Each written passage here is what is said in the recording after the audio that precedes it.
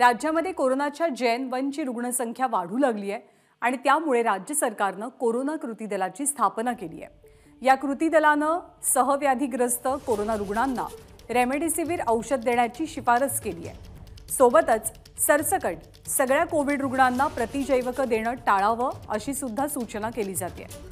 श्वसन विकाराचा त्रास असलेल्यांना कोरोना रुग्णांना रेमडेसिवीरची मात्रा ही 5 दिवसांसाठी देण्याच्या सूचना आहेत।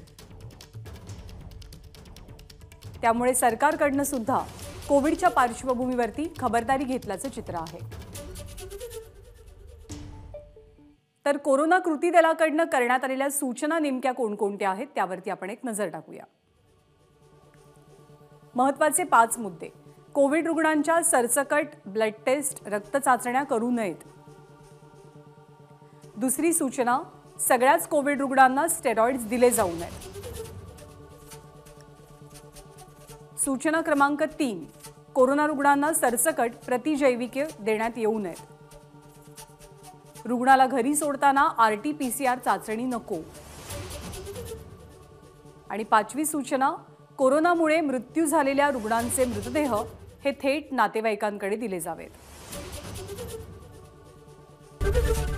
ABP माझा, उघडा डोळे बघा नीट।